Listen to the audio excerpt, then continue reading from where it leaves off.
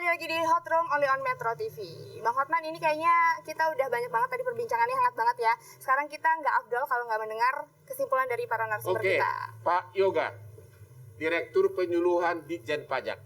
Dengan tadi kelemahan dan kehebatan peraturan ini, kesimpulan Bapak apa? Ya, jadi memang ini sesuatu yang harus kita lakukan. Ya. Pertama, tujuannya saya tadi sampaikan, ini membangun kesetaraan antara produk digital dalam negeri dengan yang di luar negeri. Ya. Yang kedua, tentunya ini saat yang tepat juga bahwa kita memang mulai menghimpun juga dari sumber-sumber pajak ini untuk membiayai negara, terutama di masa pandemi ini. Pemerintah sangat membutuhkan dana yang cukup baik untuk penanganan pandemi, pemulihan ekonomi. Dan kita terkait dengan yang peraturan ini sudah kita sosialisasikan dengan para pelaku dari luar negeri, sudah banyak diskusi dan ini sudah berjalan, mulai berjalan dengan baik. Memang tadi yang disampaikan, kami sedang membangun tools untuk memastikan kepatuhan mereka. Dan kami sudah banyak diskusi dengan mereka, dengan Kominfo, dengan yang lain-lain. Kami pasti akan memiliki tools untuk memastikan bahwa uang yang dipungut dari uang PPN yang dipungut dari rakyat kita tadi benar-benar masuk ke negara untuk pembiayaan negara ini dengan baik. Kami mohon dukungan terkait itu. Terima kasih kepada Pak Yoga dari Ditjen Pajak, Pak Direktur. Sekarang Ibu Apriani. Ya. Kalau menurut saya sih sebaiknya ditunda karena rakyat sedang penghasilannya sedang menurun ya, banyak orang yang lagi turun pendapatannya termasuk orang kelas menengah gitu. Ya. Dan pemerintah kan juga kasih subsidi sama mereka. Tetapi aturan ini menurut saya sangat bagus, bahkan nanti akan lebih banyak lagi perusahaan asing yang akan masuk ke Indonesia melalui platform-platform. Sehingga kalau ini ada aturannya, itu akan juga memperbaiki struktur perpajakan yang ada di Indonesia dan ada equal antara yang di dalam negeri dengan yang di luar negeri gitu ya. Nah yang kedua, mungkin perlu dari sekarang stakeholder kita diajak, karena nanti tidak bisa hanya Dirjen Pajak sendiri yang bisa memungut dari yang terutama di platform di luar negeri. Tetapi di sini Menkominfo ini punya peranan penting. Jadi akhirnya banyak keuntungan dari mereka, kita nggak dapat untungnya nanti. Benar. Pak Iksan. UMKM itu siap bayar UMKM-nya. UMKM. Uangnya terbang ke luar negeri. Ada di Wall Street misalnya. Ya. Tapi bagaimana kita mendeteksinya? Kesimpulan Bapak gimana? Kesimpulan saya ya ini PR-nya pemerintah. Bapak sendiri masih meragukan? Saya masih ragu, Oke. tetapi terhadap peraturannya, Bang, ini adalah tadi setuju, kesetaraan setuju, Ya. keberpihakan peraturan ini memang sudah berpihak juga kepada UMKM kita, apalagi ini dia tembus pasar luar negeri. Kalau untuk pasar dalam negeri masih diprotek sama Dirjen Pajak. Oke, terima kasih Pak Iksan. Terima kasih. Sekarang kepada Ibu peneliti kita. Siti Dina.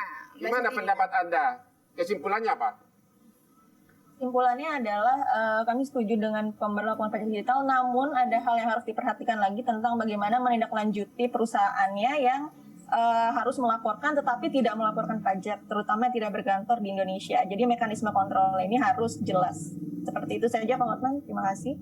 Oke, itu dia tadi ya Bang ya, kesimpulan-kesimpulan dari narasumber kita bahwa memang peraturan ini harus diterapkan, tapi bagaimana implementasinya harus diperhatikan lagi. Nah sekarang gimana nih kesimpulan dari Gus Luar? Oke, kesimpulan dari Hotman Paris. Halo masyarakat Indonesia. Sekarang ini sudah berlaku peraturan baru dari peraturan Dirjen Pajak bahwa kalau Anda membayar iklan di Facebook, menyewa film di Netflix dan sebagainya, TikTok, Anda akan dipungut 10% pajak PPN oleh perusahaan luar negeri. Ya, itu sudah berlaku efektif dari mulai kalau nggak salah bulan Juni Pak ya. Oke, itu satu.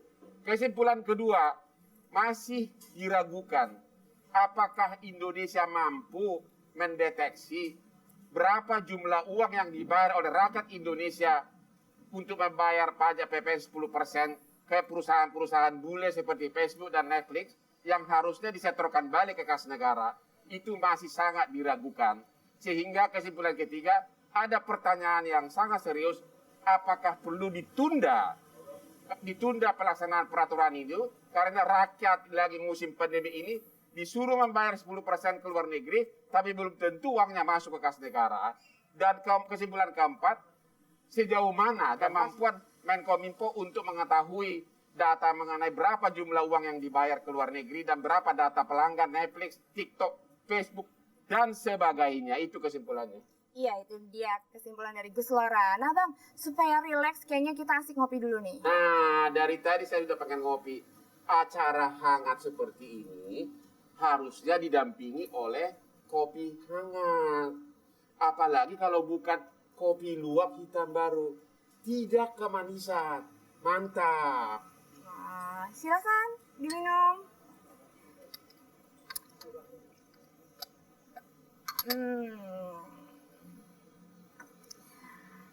Kopi hangat emang paling bikin rileks ya Bang ya? Iya dong. Kopi luwak memang kopi mahal. Mantap. Mantap. Nah, kita harus ucapin makasih nih Bang untuk narasumber kita yang udah hadir di sini. Terima kasih Pak, Bu. Terima kasih juga Mbak Siti Dina yang sudah hadir di sini. Jangan lupa untuk terus saksikan Hot Room setiap hari Selasa pukul 20.05 hanya di Metro TV. Saya Intan sama Dina. Gus Lora Hotman Paris. Pamit undur diri, sampai jumpa. Setiap hari banyak hal yang menarik. Bayar pajak wajib tapi kok peraturan ditarik. Simpang siur birokrasi yang jadi hambatan. Sosialisasi diharapkan jadi jembatan. Tak ingin jadi beban yang jadi alasan agar pelaku usaha kecil dapat tetap berjalan. Apakah setara dengan pedagang konvensional? Kerja keras sewa tempat keluar banyak modal, tapi masih banyak terdapat pro dan kontra. Pemerintah masih mengkaji agar rakyat sejahtera. Metro TV, knowledge to elevate.